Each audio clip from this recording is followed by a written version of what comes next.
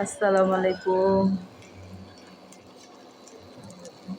মানুষ বানায় তাওয়া কাবাব, আমিও দেখে বানিয়ে নিলাম। বলবেন কেমন হয়েছে। খাওয়াতে তো পারবো না, আসলে অবশ্যই খাওয়াতে পারতাম, যেহেতু মোবাইলেই দেখানো হয়, টেস্টটা বোঝানো যাবে না। ফ্লেভারটা খুবই সুন্দর আসছে।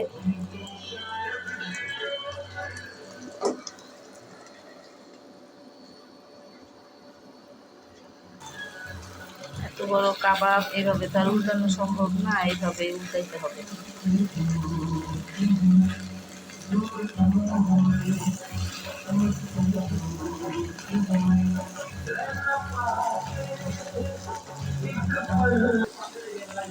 এই তাওয়া কাবাবটা ভাঙে গেছে, এই জন্য আবার এটাতে বসাইছি। ইনশাল্লাহ দেখেন উল্টাইতে পারছি, উল্টে গেছে। বানানোটা শেয়ার করলাম, খাওয়াটা দেখানো যাবে না, শর্মা বানাবো।